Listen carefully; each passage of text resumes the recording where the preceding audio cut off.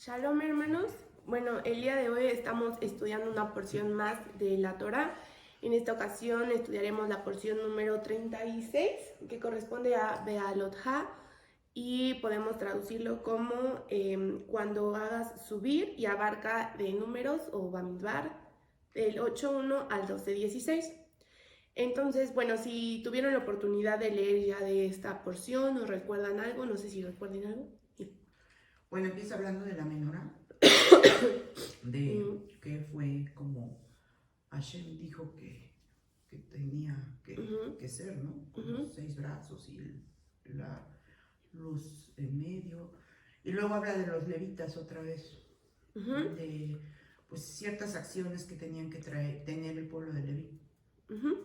La tribu de Leví. La tribu de Leví.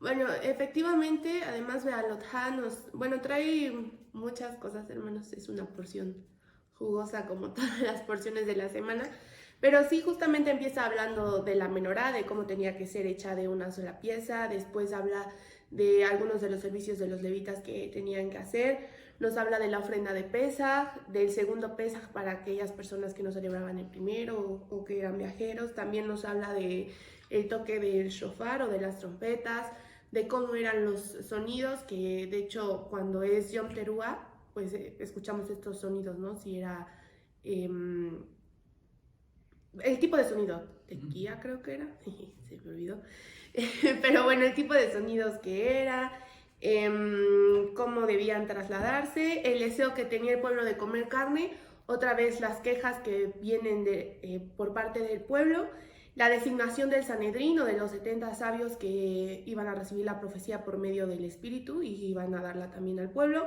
y el reclamo de Miriam y Aarón a Moshe por la mujer Cushit. Y bueno, de hecho esa es la parte en la que nos vamos a enfocar un poco más.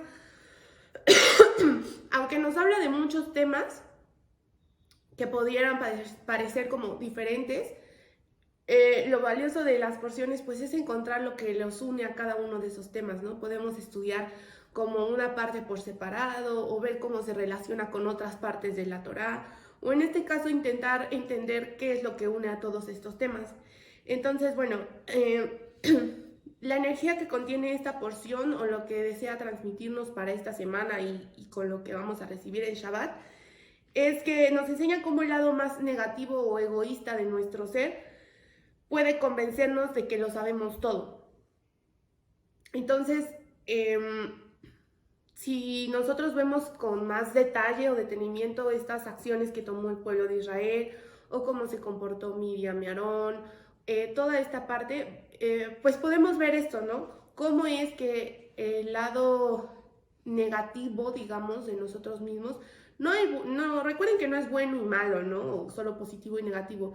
Esa parte interna de nosotros que a veces nos lleva a tomar las acciones más feas, ¿no? Es nuestro lado feo, por decirlo así, el que nos hace enojarnos, el que nos hace criticar, el que nos hace hablar mal de otras personas, todo ello, ¿no? Entonces, ¿cómo es esos rasgos negativos, esas características, esos pensamientos, a veces nos llevan a pensar que ya lo sabemos todo?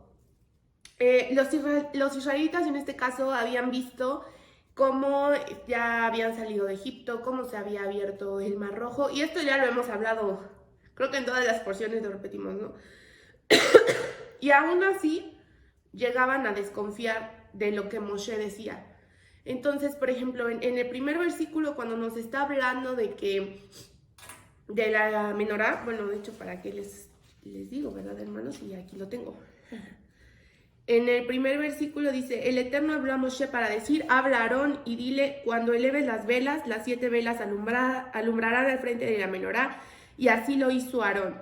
Entonces, pues pareciera como siempre repetitivo esto que nos dice la Torá, ¿no? Pero aquí está siendo muy específico. Dice, dile a Aarón, ¿no? O sea, tú Moshe, dile a Aarón, y después nos dice, y Aarón así lo hizo. O sea, es decir, sí, Aarón obedeció, ¿no? Cumplió con lo que, no solo porque lo dijo Moshe, sino porque venía del Creador, pero lo hizo. ¿Esto qué quiere decir? Imagínense el nivel espiritual en el que estaba Aarón. O sea, él era el Cohen Agadol, ¿no? El sumo sacerdote. Él estaba al servicio del Creador. Es decir, pues ya tenía cierta elevación espiritual, ¿no?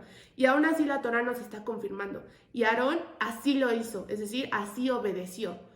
¿Por qué? Porque a veces nuestro lado más negativo o esa parte que nos hace creer que lo sabemos todo, es también la parte que nos hace desobedecer o no ver como, no ver que en sí esa instrucción no venía de Moshe, sino que venía directamente del Creador, ¿sí? ¿Hasta aquí vamos, claro? Bien. ¿Esto por qué es importante? Porque el pueblo de Israel parecía que siempre encontraba algo malo en Moshe, ¿no? Es como cuando se hace la construcción del becerro de oro, que Moshe subió y ya habían visto todos estos milagros y como que, ay, pues Moshe es muy lento, ¿no? Ya se tardó mucho y no baja. Y entonces estaban viendo eso malo en Moshe, ¿no? Y a veces hasta, imagínense, ¿no? Que emitir opiniones de, yo ya hubiera subido y bajado más rápido, ¿no? Por ejemplo. O sea, ese saber, ¿no? Ay, pues es que Moshe, ¿por qué? ¿Qué tanto sabe, no? Si yo también podría saber lo mismo que Moshe, por ejemplo. O sea, todo ello, ¿por qué es tan importante? Porque a veces así nos comportamos. O sea, buscamos ver eso negativo, eso malo en las personas, en las situaciones, en nuestro entorno, con tal de no hacer lo que viene del Creador, ¿sí? Bueno, ahora, ¿qué era lo que hacía diferente a Moshe? O sea, ustedes se han preguntado eso porque recuerdo que cuando estudiamos la porción de los 10 enunciados vimos, por ejemplo, qué hacía diferente a Yitro, ¿no?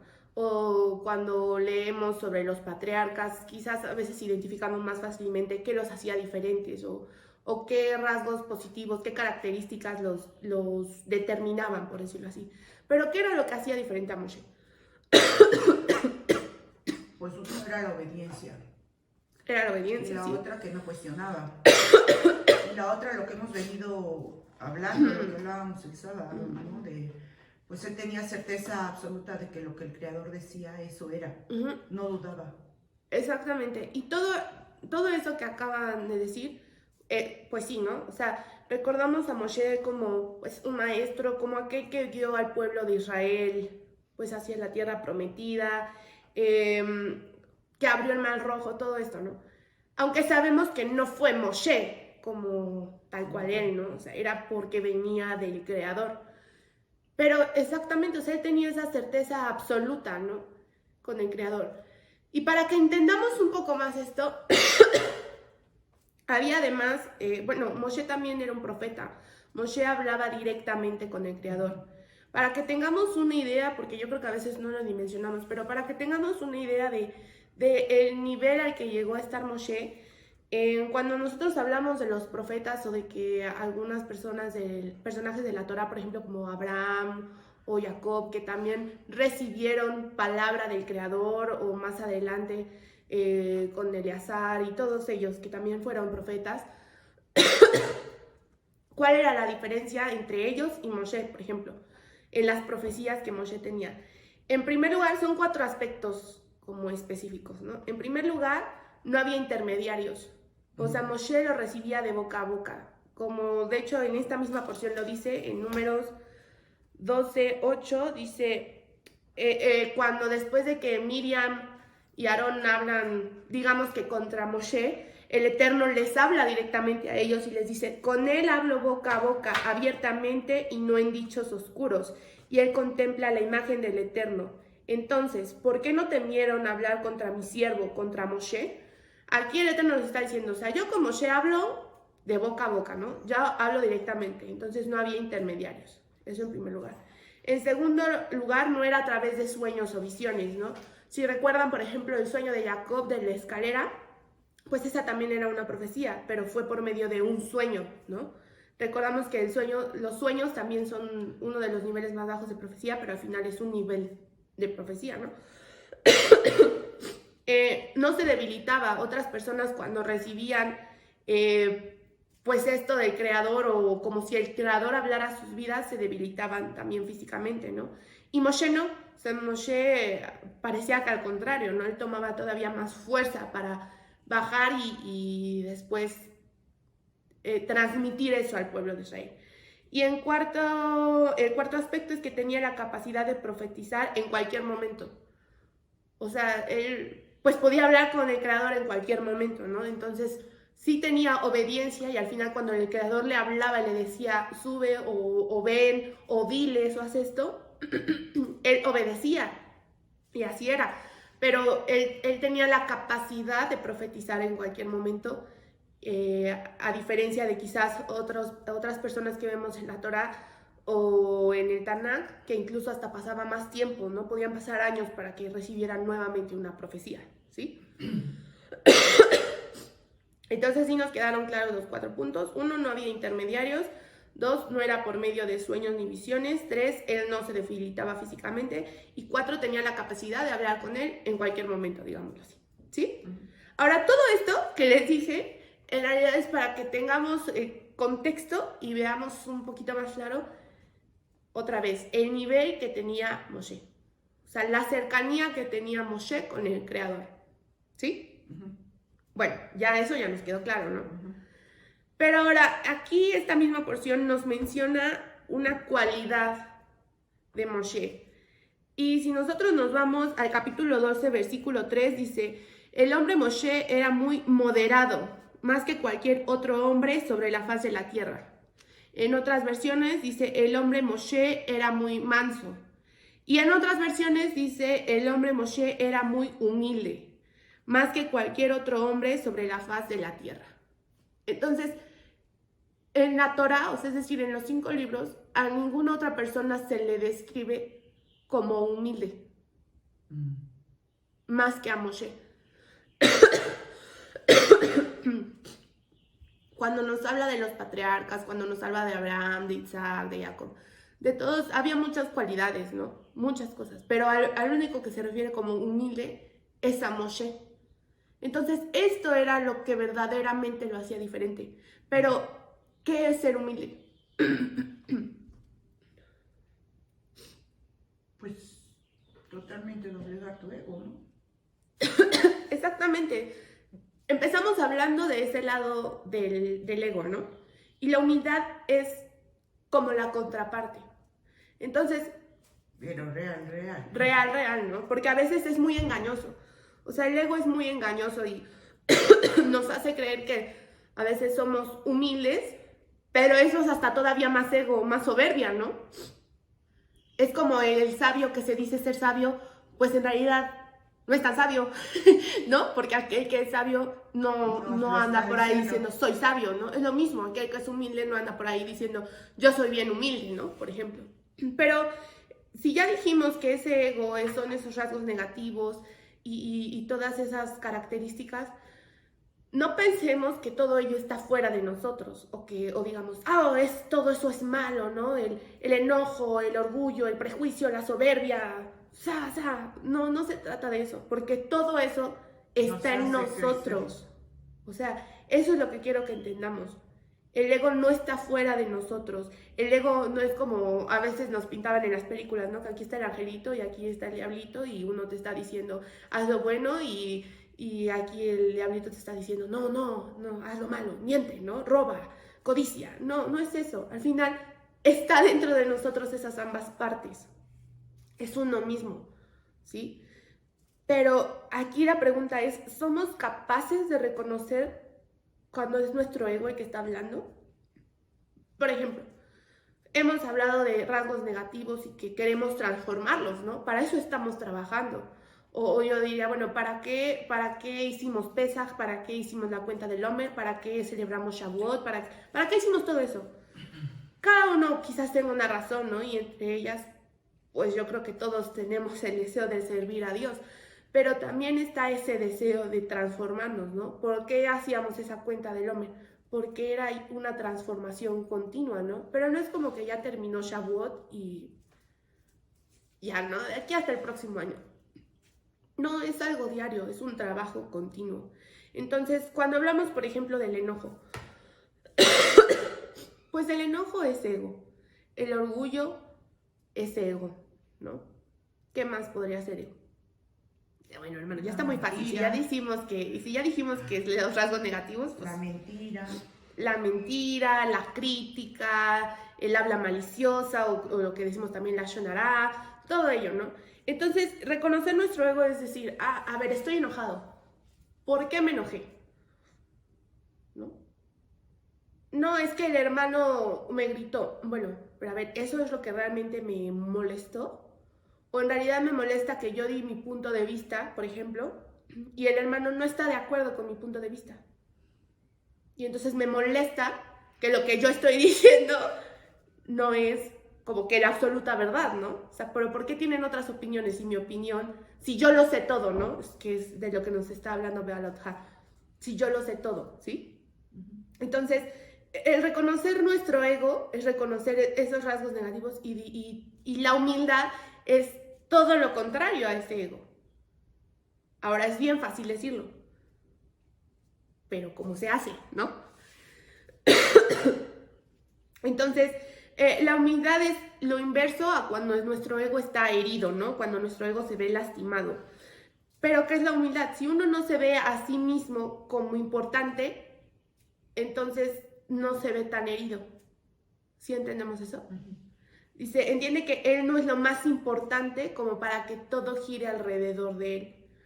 Y a veces somos dados a, por ejemplo, hasta en las congregaciones nos pasa, ¿no? Ay, el hermano no me habló. Ay, el hermano me saludó.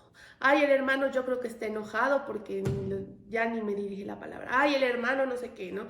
Y en el trabajo, es que ya me vio feo mi compañero. No, es que ya le pedí esto 10 veces y el correo no me lo mandó. Por ejemplo, ¿no? O en la universidad, en donde veamos, hasta en la familia, ¿no? En todas partes.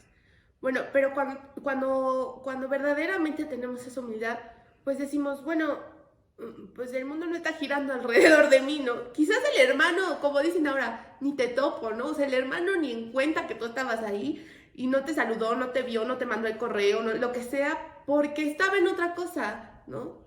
O si verdaderamente fue por otra razón, pues es por razón de la persona, ¿no? Pero si a ti quizás te hiere tanto en tu ego y te lastima tanto, es porque no hemos alcanzado esa cualidad de humildad. A veces ni la reconocemos, ¿sí? Entonces, ¿por qué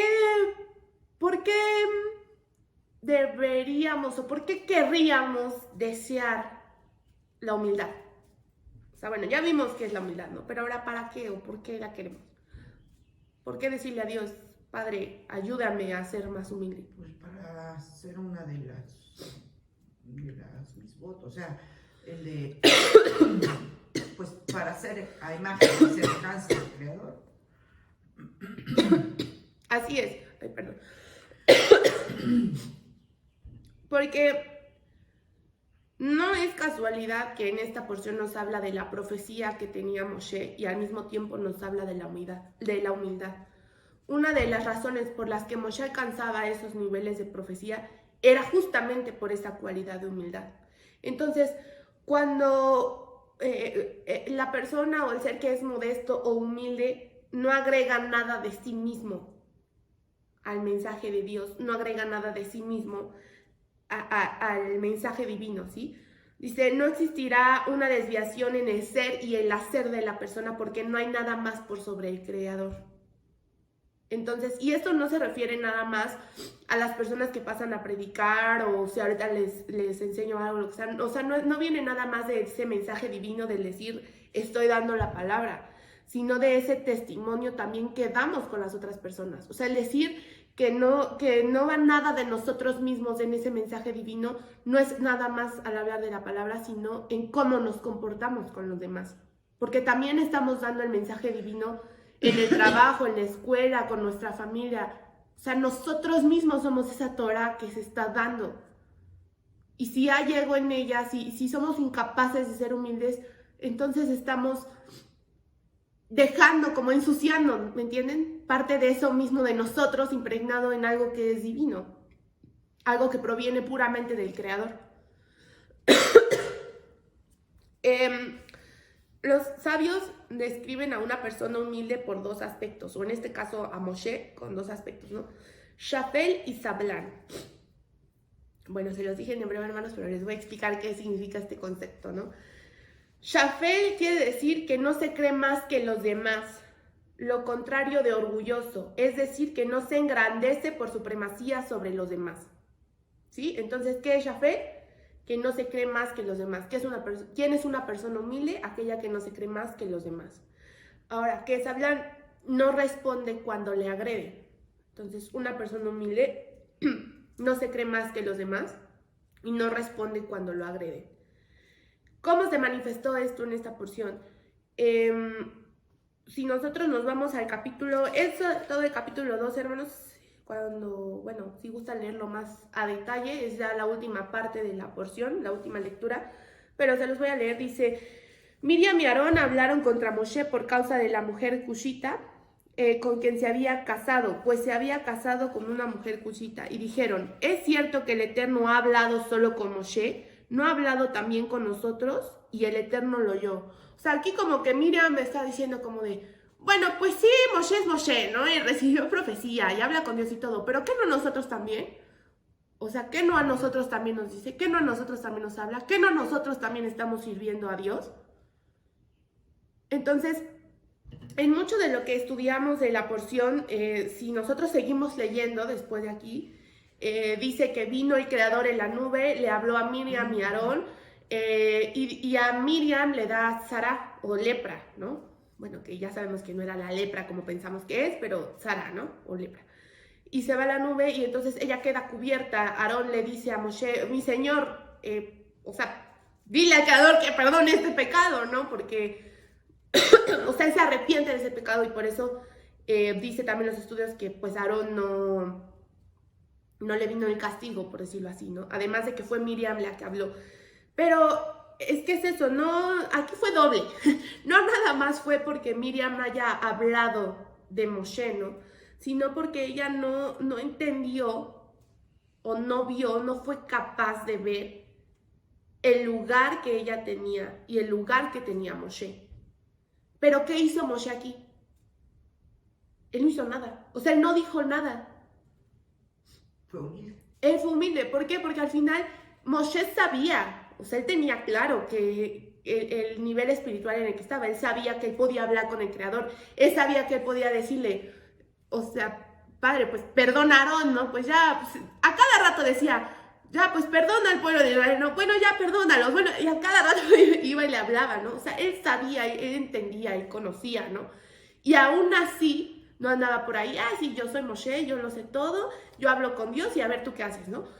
No. Entonces aquí, digamos que la falta que cometió Miriam, más que la falta, lo que nos está enseñando Miriam aquí, no es nada más que la Sara le vino por el habla maliciosa o la shonara, sino que también le vino por esa falta de humildad, ¿sí? Por esa falta de reconocer que no era igual que Moshe, aunque ella dijera, somos iguales, no lo era, y ella no sabía más que Moshe, y si Moshe estaba eligiendo casarse con esa mujer, era por algo que Miriam quizás no sabía, quizás no entendía, ni siquiera pensaba, pero por algo lo estaba haciendo. Y entonces volvemos a lo mismo, ahí no estaba cuestionando nada más a Moshe, era tanto como cuestionar también al Creador, ¿sí? Bueno, ¿hasta aquí dudas? No. Ahora, por un momento pensemos,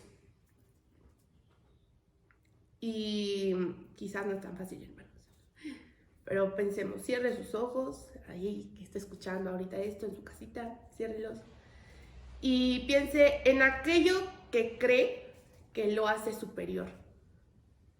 Si alguna vez hemos sentido que algo nos hace superior. Si nunca lo hemos pensado, hermanos, Baruch Hashem. Pero si pensamos que nunca lo hemos pensado, un momento también nos detenemos a que el Creador nos permita ver con claridad, ¿sí? Y pensemos, ¿qué creemos que nos hace superiores? Si ya tenemos eso en mente, ¿por qué creemos que somos diferentes? ¿Por qué creemos que es así? ¿Por qué creemos que somos superiores? ¿Por qué creemos que somos diferentes a otros? Ahora, si es algo que hacemos, ¿estamos dispuestos a que otros lo hagan? Y que además lo hagan incluso mejor que nosotros. Bueno, si ya tiene eso en su mente, hermano, ahora llévelo de aquí a que terminemos. la enseñanza. Y la verdad es que si pensamos de esta forma, quizás ya hemos caído en la soberbia y carecemos de humildad. O sea, si ya lo hemos pensado así,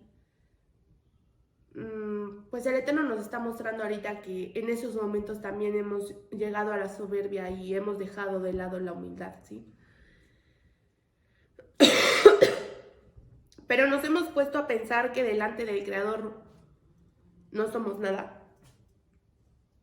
Bueno, sí somos, pero somos muy poco. Y digo que sí somos porque al final, pues el Creador también por algo nos ha dado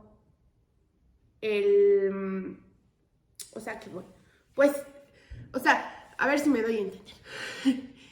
¿Hay cierta superioridad del ser humano? Pues sí, pero sobre la demás Sí, creación, ¿no? O sea, sí hay. Y el Creador nos lo dio, ¿no? O sea, sí, efectivamente, no es que no seamos nada, no, sí somos. Y el Creador nos dio hasta cierto punto ese poder sobre muchas cosas de la creación. Pero era como apenas lo estaba pensando, hermanos. Sabemos que el Creador está en la naturaleza, ¿no? El Creador también es la naturaleza. Y ahora que estuvo aquí en Puebla, que el Popocatépetl, el volcán, sacaba ceniza y ya iba a hacer erupción y siempre no, y siempre sí, y siempre no. Y luego cuando vemos que los vientos se llevan casas, cuando vemos que el agua, las inundaciones se llevan edificios, se llevan gente, o sea, y eso por poner un ejemplo, hermanos. Hemos pensado en lo poco que somos en comparación a eso, o un temblor que imagínense, pues Dios no lo quiera, pero un movimiento, ¿no? ¡Pum! Y se cae todo. Y todo por lo que pensaste y quizás trabajaste en esta vida y que llevas años construyendo, e incluso familia, personas, ¿no? Porque hay pérdidas humanas también con todo ello. Y entonces ahí somos como que, pues, chiquitos, ¿no? Entonces, cuando empieza a subirse a veces eso a nosotros, pensemos en que no es como Miriam, con Moshe, no es con Moshe, es decir, no es con mi hermano, no es con mi líder, no es con mi jefe, no es con mis papás, no, es con el Creador directamente. ¿Sí entendemos eso? Sí. Y es, por ejemplo, imagínense que una hormiga, hermanos, está orgullosa de que es la única hormiga de todas que camina en dos patas. Es la única de su especie que puede hacerlo. Imagínense cómo puede sentirse la hormiga. Pero ahora imaginen a esa hormiga junto a un humano. ¿Qué tan pequeña es que el humano nada más le podemos hacer así a la hormiga y ya? Así de simple. Así somos, así de pequeños y vulnerables somos. Pero a veces no lo reconocemos y creemos saber todo. Creemos que estamos por encima de muchas personas y además nos tomamos la libertad de opinar y decir, yo creo que hasta lo haría mejor, ¿no? Cuando la realidad, pues es que si vemos a la hormiga, hermanos, ¿qué tanto podría presumir la hormiga frente a un ser humano, sí? Entonces, pues la falta de Miriam no fue nada más la Shonara, fue también cuestionar a Moshe y creer que tenía el mismo nivel espiritual. Cuestionar a su guía y creer que sabía aún más que él. Porque al final Moshe no nada más era su hermano, ahí no era nada más su hermano, era su guía, era su líder. Sin tener la humildad de reconocer que Dios hablaba directamente con él. Porque no eligió a otro, eligió a Moshe. ¿Sí?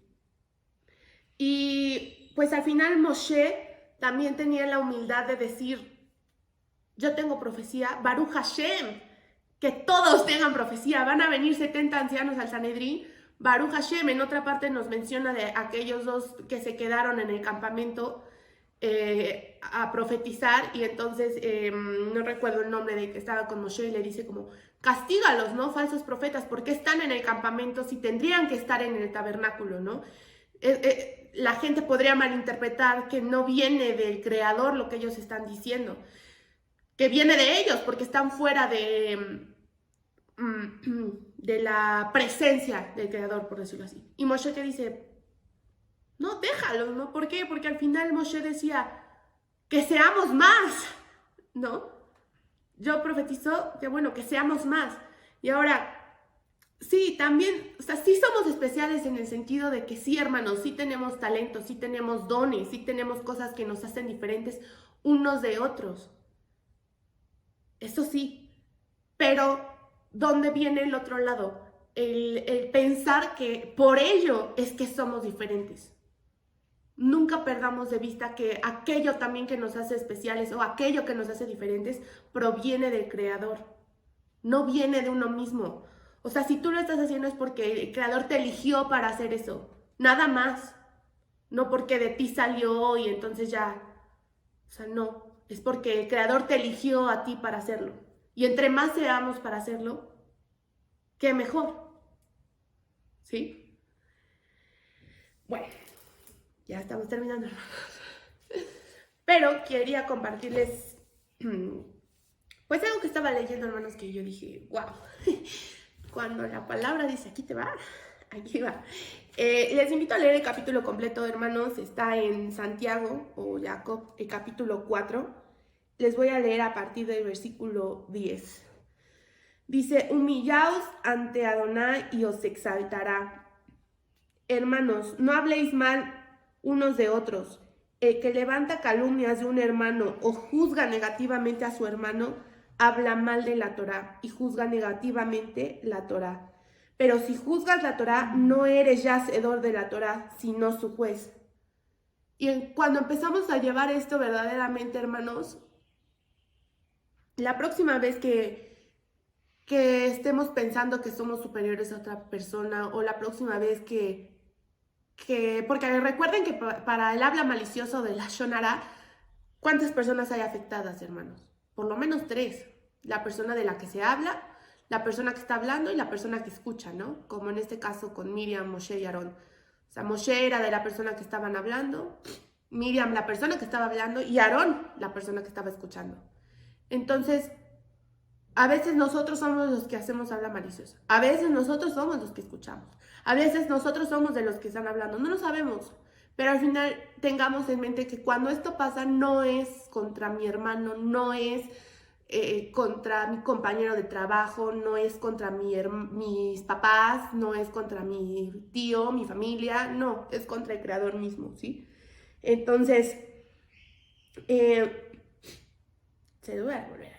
Que levanta calumnias de un hermano o juzga negativamente a su hermano, habla mal de la Torá y juzga negativamente la Torá. Pero si juzgas la Torá, no eres ya hacedor de la Torá, sino su juez. Uno solo es el legislador y juez, quien tiene potestad para dar vida o destruir. Pero ¿quién eres tú para juzgar negativamente a tu prójimo? Y es que no, hermanos, no somos nadie, nada somos en comparación al Creador. ¿Y qué diremos de aquellos que dicen, hoy y mañana iremos a cierta ciudad y estaremos allá un año y haremos buenos negocios y prosperaremos? Cuando no sabéis lo de mañana, porque sois neblina que por un poco de tiempo aparece y luego se disipa. En lugar de lo cual deberíais decir, si Hashem quiere, no solo viviremos, sino que también haremos esto o aquello. Pero ahora os jactáis en vuestras soberbias. Semejante jactancia es de origen malvado. Y el que sabe hacer lo bueno y no lo hace, por transgresión le es contado. Entonces, hermanos, pues sí, somos como la niebla, la neblina, que por poco tiempo viene y después se disipa, hermanos. Y pues no desperdiciemos el tiempo que estamos aquí, porque es un momento. Para terminar, pues llevemos esto en mente hasta toda esta semana y hasta el próximo año y día tras día, hermanos. ¿En qué nos hemos sentido superiores a otros? ¿Creemos saber más que los demás? ¿Hemos cuestionado a nuestras autoridades espirituales? Reconozcamos que seguimos aprendiendo unos de otros. Siempre hay algo que enseñar y siempre hay algo que aprender, hermanos. Incluso pastores, nuestros líderes, este Shavuot, bueno, lo comparto porque a mí me sorprendió mucho. En una de esas el pastor nos decía, voltee con su hermano y dígale, no recuerdo las palabras exactas, pero era algo así como que estoy aquí como para enseñarte algo, ¿no? Bueno, así yo lo recibí en ese momento. Y entonces yo pues estaba la pastora Adriana junto a mí y yo volteo y le digo como, sí, ella me dice, vas a aprender, ¿no? Por decir algo, vas a aprender mucho, ¿no?